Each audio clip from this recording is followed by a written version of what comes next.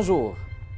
Les rapports entre humains à travers la projection de leur énergie peuvent avoir souvent un impact dans leur cheminement personnel.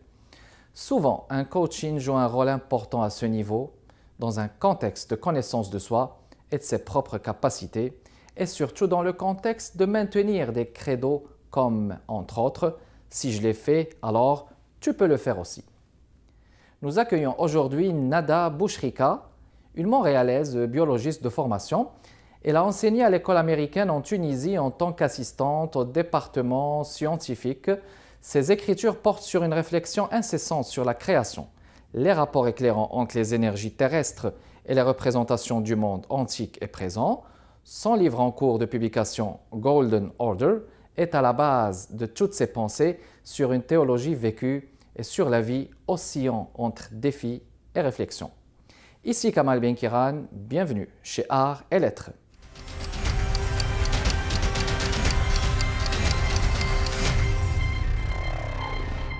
Nada, bienvenue chez Art et Lettres. Merci Kamal. Alors, tu écris, tu réfléchis beaucoup sur les difficultés de la vie, sur les situations complexes de la vie aussi. Et donc, le coaching à ce niveau joue un rôle important pour braver ces obstacles, ces difficultés de vie. Dans un premier temps, si je te demande de définir ce que c'est qu'un coach de vie selon ta propre perception, comment est-ce que tu le définirais? En fait, le coach de vie, en général, c'est une relation d'aide. Donc, une relation d'aide, mais vraiment très personnalisée. Moi, je le vois comme ça, c'est sûr, mais j'ai ma propre tâche là-dessus. Donc, moi, je vois qu'un coach de vie, c'est quelqu'un qui va t'apporter de l'aide externe parce qu'il y a des gens qui en manquent de l'aide interne. Donc, le coach de vie, je vois que c'est une personne qui peut être un ami, qui peut être même ton mari, ta femme. Donc, la notion, elle est vraiment nouvelle. Elle est nouvelle, voilà. Oui, mais c'est seulement le titre qui est nouveau. La réalité, c'est qu'on avait toujours des coachs qui nous entouraient. Avant, on les appelait psychologues. Avant, on les appelait les prêtres, l'imam. Tout ça, c'est des coachs. Donc, c'est juste maintenant, on est payé, c'est tout. Exactement. Donc, on rencontre quelqu'un, on lui dit souvent, parce que ça, on le voit chaque jour dans les interactions entre les personnes, je vais te faire un coaching. Mais est-ce qu'on peut dire que vraiment un coach de vie, maintenant, où le coaching a remplacé vraiment ce que c'est qu'un psychologue? Est-ce qu'on peut le dire comme ça? Non, parce que le coach de vie, il y a des coachs de vie qui ont une base quand même scientifique. Moi, je me permets, j'ai une base scientifique aussi. Mais le coach de vie, il va t'aider plus côté motivation. Il va plus être focalisé sur les solutions, pas le problème. Le psychologue, c'est autre chose. Il y a des gens que parfois, il va voir un coach de vie, il lui dit « Je suis désolée, à ce niveau-là, je ne peux pas t'aider. Tu as besoin d'une étape primaire et après, moi, je peux t'aider. » Donc, c'est pour ça que le coach de vie, il est un concept très délicat. Et moi, réellement, j'essaye le maximum possible d'éviter ce terme qui soit comme collé à mon nom parce que les gens, ils sont sensibles à ce sujet-là. Donc, par exemple, je suis coach de vie, biologiste, femme, fille. Donc, on ne peut pas se définir dans un seul mot. Donc, c'est ça. Donc, c'est deux choses différentes, mais qui se rejoignent. Puis, ça dépend. C'est pour ça que c'est une relation d'aide très personnalisée. Donc, je suis là pour t'accompagner, pour t'aider. D'ailleurs, ça commence par une séance que moi, je peux te dire, je suis désolée, mais parfois, il n'y a pas le clic. Donc, vous savez, déjà, il y a un site où tu peux louer un ami. Oui, la location d'un ami. Exactement. C'est le 21e siècle. Oui, hein? mais c'est ça. C'est pour ça que le coach est maintenant comme il monte en exponentiel parce que tout ce que tu as besoin, c'est quelqu'un à côté de toi, mais qui est vraiment là juste pour toi. Donc, Il te fait du coaching. Exactement. Et le coaching, exactement, c'est pas une séance. Donc, le coaching, c'est comme en présent progressif. Donc, pas une séance, pas deux, pas trois, ça dépend les personnes. Mais il y a des gens qui ont besoin seulement d'une seule rencontre primaire. Puis moi, je dis, écoute, là, tu n'as pas besoin. Là. Tu n'as pas besoin, puis parce que tu as remarqué que quand même, il peut y avoir certaines issues, comme la personne peut s'aider elle-même, puisqu'on parle de la relation d'aide aussi. Exactement, mais en fait, j'ai remarqué quelque chose, c'est qu'il y a des gens qui sont capables de résoudre des gros problèmes, comme genre un problème énorme. Puis, c'est très facilement qu'il va s'effondrer devant un petit problème, genre mineur au travail ou relationnel. Donc, vraiment, tout est relatif. C'est juste que toi, tu es là pour mettre les pièces de puzzle sur la table, mais c'est lui qui va les coller. Les coller de manière logique. Donc, il faut avoir aussi, je pense, un esprit cartésien assez logique pour pouvoir, comme vous dites, rassembler ce puzzle de manière très rationnelle et finalement atteindre l'objectif, parce que dans le fond, l'objectif est très important à ce niveau. Oui, c'est pour ça que c'est pas tout le monde qui peut avoir un coach, c'est pas tout le monde qui peut résoudre ses problèmes. Il y a des gens qui vont mourir comme ça. Mais c'est ça, parce que eux, ils croient qu'ils sont incapables. Ou bien il y a des gens qui disent bah oui, mais je sais là, je connais mon potentiel, je connais ma situation, que je peux pas être un CEO d'une compagnie. Oui. Mais c'est pas ça le but. Oui. Il y a des gens qui ont besoin d'un coach juste pour se sentir bien. Exactement. Donc la relation d'aide, justement, elle est là parce que dans le fond, il y a un problème de confiance en soi. Ouais. Donc, est-ce qu'il y a juste la confiance ou bien il y a autre chose? Non, la confiance, c'est juste parce que c'est la majorité des cas, ils sont comme ça. Donc moi, je ne crois pas en moi suffisamment. Voilà, donc... Exactement. Il y a aussi le manque parce que si on il y a est une peur, hein, parfois. Ben c'est ça le mot-clé. Tout tourne autour de peur et d'espoir. Voilà. Donc, tout est gouverné par la peur. Tu as peur que t'es voué à l'échec. Tu as peur que tu ne vas pas réussir ta relation amoureuse. Tu as peur que ton fils va refaire les mêmes fautes que toi. C'est juste que la peur, elle peut être vue d'un autre angle, puis elle peut être motivante. Exactement. Mais juste pour te dire un truc là, tout le monde peut regarder des vidéos sur YouTube maintenant. Oui. Maintenant, l'ignorance, c'est un choix. C'est comme... C'est un choix assumé. Hein. Exactement.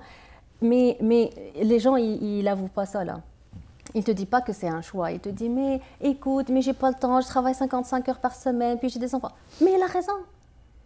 Mais c'est pour ça qu'on est là. Il a raison. Et c'est pas que nous, on va rajouter 4 heures dans sa journée, là. Oui. C'est juste que tout est par rapport à la vision, plutôt l'angle que tu vas voir les choses. Donc, parfois, les gens, ils voient que c'est un puzzle. C'est juste, ils croient que c'est une tête de lion alors que c'est un canard. Oui, donc tu vois ce que je veux dire? On le perçoit comme ça, assez compliqué, mais quand on le prend de l'angle qu'il faut, alors à ce moment-là... Exactement. Donc, nous, on est comme... je suis là pour tourner la tête un peu comme ça. Oui, hein? Tu vois? Donc, et quand vous tournez dans la même direction, ça marche, ça hein? va aller vite. Ça marche, excellent. Alors, Nada, on va faire une pause et on revient dans les prochaines minutes, mesdames et messieurs. Restez avec nous.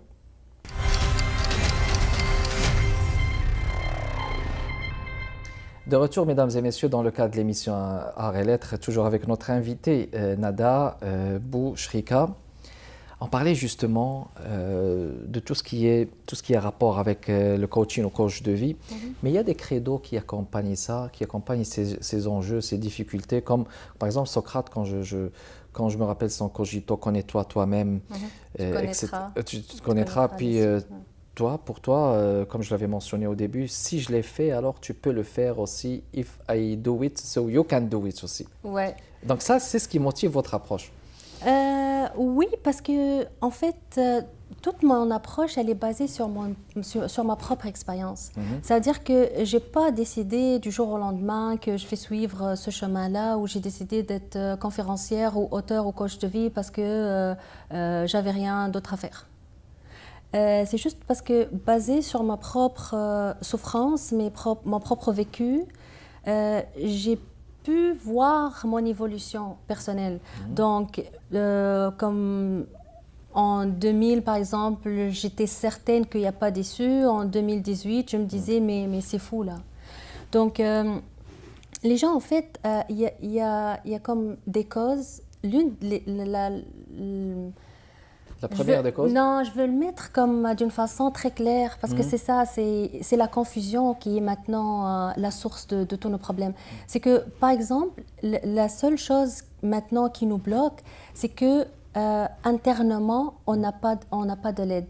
Les gens, ils sont plus concentrés sur l'apport matériel externe. Ok. Parce qu'avant, on a cet apport, cette force de caractère, de personnalité, qu'on est en train de la perdre petit à petit. Par exemple, je te donne un exemple, au travail, quand le milieu il n'est pas vraiment serein ou bien c'est pas ta vocation, ton corps, il va fonctionner sur le cortisol. Réagir, oui. C'est l'hormone de stress, et donc ça va affaiblir ton système immunitaire, et de ce fait, tu vas te trouver moins empathique avec les gens. Oui. De telle façon, les gens ils vont être agressifs au travail. Et ben, tu vas tomber dans un cercle vicieux. Puis, juste pour te dire, là, il y a une madame, Mel Robbins, qui a découvert la règle de 5 secondes. Juste comme ça. Elle a dit, quand vous avez un problème, il faut juste compter 5, 4, 3, 2, 1, puis ça va se résoudre. Au début, les gens, ils riaient d'elle, mais comme pas possible. Mais c'est vrai parce que scientifiquement, c'est ça. Donc, scientifiquement, on a comme dans le basal ganglia, c'est une loop, it's a habit loop. Puis, ça se répète. Donc, le cerveau, il est programmé pour nous permettre de vivre sans danger. Et pour permettre aussi la gestion, parce que comme vous venez de le dire, l'intérieur aussi, c'est très important, la gestion de ce qui est intérieur, donc la gestion du stress, hein, tout ça, parce que c'est le stress qui peut-être empêche qu'il y ait une bonne confiance en soi, peut-être c'est le stress qui génère cette peur. Il y a tout de même une approche comparatiste, hein.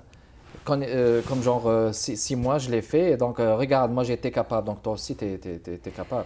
Mais c'est ça, oui puis non, parce qu'il y a des gens, moi je crois qu'on a tous le même potentiel. C'est juste qu'il y a des gens, tout seuls, ils ne peuvent pas. Oui. C'est pour ça qu'on a besoin d'aide. Puis les gens, ils veulent être indépendants. Non, toi tu peux faire tout. Le problème, c'est pas que si moi je l'ai fait, toi tu peux le faire. Non, comment tu vas le faire? Comment tu vas le faire? Donc c'est les stratégies. Exactement, justement. Donc c'est pas la... Par exemple, il y a des gens qui passent par des situations très, très difficiles. Le problème, c'est pas c'est bon, il a tout passé là. Avec quels dégâts? Avec quels dégâts, exactement. Puis, Nada, vous êtes en phase de publier un livre prochainement.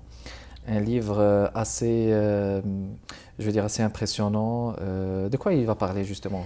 Exactement, le livre, il est à 100% basé sur mon histoire vraie. Donc, je l'ai écrit en une semaine. J'étais comme ça, comme en transe. Vous avez battu un record. Non. Oui, une semaine. Parfois, je restais planquée comme ça devant ma porte parce que j'étais en train d'écrire sur ma tablette. C'est ça, donc vous avez fait sortir ça d'un trait. Mais bon, ça parlait de toute ma vie. C'est juste l'histoire vraie, accompagnée de ma réflexion maintenant sur ce qui m'est arrivé à avant. l'instant présent. Exactement. Donc, quand je suis sortie de cette loupe-là, c'est là où tout le livre est sorti. Puis, comme il y a l'histoire, puis il y a comment moi je vois l'histoire. Il y a l'histoire. Ta perception d'histoire. Exactement. C'est comme une histoire d'une petite fille puis qui a grandi.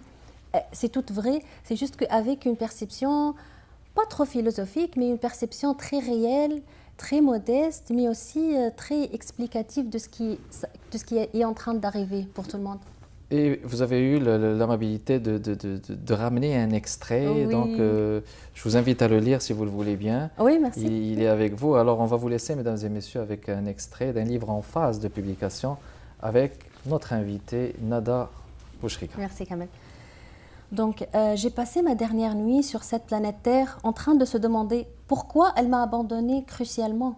Comment pourrais-je lui dire combien je voulais qu'elle soit fière de moi?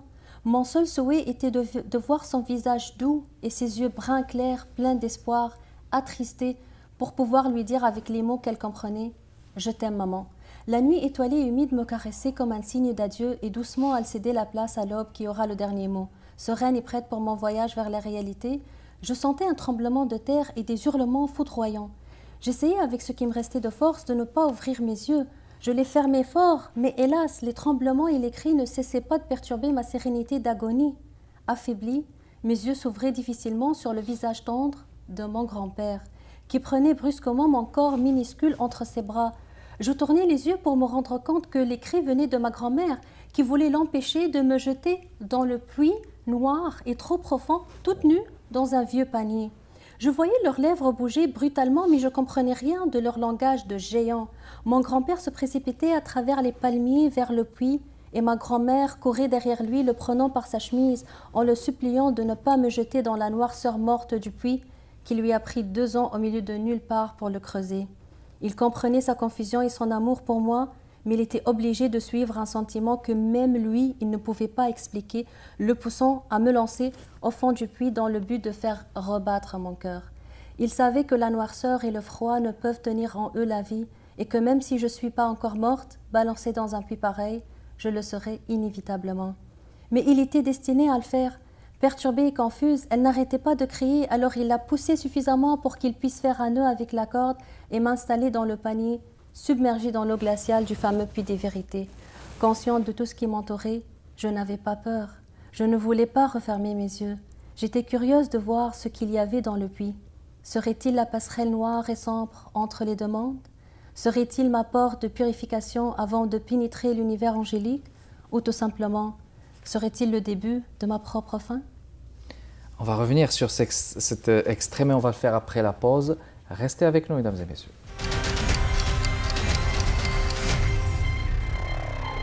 Et nous voilà de retour, mesdames et messieurs, toujours avec notre invitée Nada Bouchrika. C'est un bel extrait que vous venez de lire, avec une symbolique qui est celle du puits. Je pourrais moi le symboliser de plusieurs façons, la noirceur, le subconscient, la profondeur. On ne se réveille pas d'un puits, on n'est pas sauvé. Comment vous, est-ce que vous le percevez? Surtout que vous vous rappelez de ça, il y a votre mémoire, parce que ça date de l'enfance. Comment est-ce que vous percevez ça et vous l'interprétez? En fait, c'était comme... Je me rappelais de ça alors que je ne pouvais pas me rappeler de ça. J'étais vraiment très petite, mais comme j'étais en transe, quand j'étais en train d'écrire le livre, je voyais clair. Puis je crois que la force de la nature, c'est que j'étais vraiment balancée dans un puits réel, mais un puits aussi de subconscient, puis tout le monde est balancé dans un puits. C'est juste que moi, je l'étais physiquement, mais le puits aussi, c'est un concept. Réalité, hein? Exactement. Donc, on est tous dans cette noirceur-là, on vit dans cette noirceur-là, puis on essaye. Puis déjà, comme mon grand-père, quand il l'a fait, il voulait faire rebattre mon cœur. Donc, parfois, on est obligé de passer par là. Par là, oui. Hein? Donc, c'est pas des tout le monde. passages obligés hein, qui peuvent être, je ne vais pas dire choquants, mais déterminants dans notre vie, mais qui ont une grande symbolique. Hein. Oui, moi je préfère ne pas passer par là, franchement. Oui. Mais c'est ça qui fait que les gens ils sont un peu différents, parce qu'il y a des gens qui passent par là puis qui restent dans la noirceur. Puis c'est pour ça, je t'ai dit tout à l'heure, en 2000, c'est pas en 2018. Donc le but c'est que tu es là-dedans, puis après tu cherches une façon de sortir de là. Mais exactement, toi par exemple, tous les jours, maintenant, la lumière, le soleil... Mais si on parlait avec un aveugle, la lumière, là, c'est comme un rêve. Il ne peut même pas concevoir c'est quoi la lumière, surtout les gens qui sont nés aveugles. Donc parfois, on est obligé de passer par cette noirceur pour vraiment savourer oui. la prise de conscience. Tout à fait. Ça rappelle le dicton qui est vraiment courant après l'échec et la réussite. L'échec, c'est toujours un tremplin vers la réussite, tout comme disent aussi les Anglais, after storm comes the sunshine, comme on dit en anglais, après l'orage, la pluie. Nada, maintenant ma question c'est à propos de notre prise en charge de nous-mêmes dans la vie. Est-ce que vous pensez que la prise en charge de nous-mêmes en contexte d'immigration c'est beaucoup plus difficile que lorsqu'on est dans les pays où l'on est... Est-ce que ça c'est une question piège? C'est spontané comme réponse. Parce que en fait c'est très relatif. Moi, personnellement, je crois que les gens, quand ils sont immigrants, je crois qu'ils ont plus de chance. Parce que pour se reconnaître, pour se découvrir, il faut être seul. Mais comme les Maghrébins, c'est difficile de se détacher de la famille si ta tante elle est 7 fois chez vous par semaine. Il faut ramener un très bel argument sur celui de la solitude. Pour se connaître, il faut être seul. Oui. Mais exactement, parfois, c'est pas comme la solitude physique, c'est juste que parfois, psychologiquement, tu peux jamais être seul. Oui. Et là, c'est un choix. Il y a des gens qui vont faire des voyages en méditation, je sais pas quoi, mais je crois en tant qu'immigrant, surtout dans un pays où ils t'offrent des occasions, ils t'offrent tu peux aller à un parc, puis juste penser sur ta vie, puis voir qu'est-ce que tu es en train de foutre là. Mais justement, je te parlais de contexte d'immigration, mais aussi de contexte d'immigration pour certaines communautés ou minorités assez sensibles, comme la communauté maghrébine ou communauté du Proche-Orient, des arabo-musulmans. Est-ce que vous trouvez que l'enjeu est beaucoup plus difficile pour eux dans nos sociétés maintenant qu'il ne l'était avant?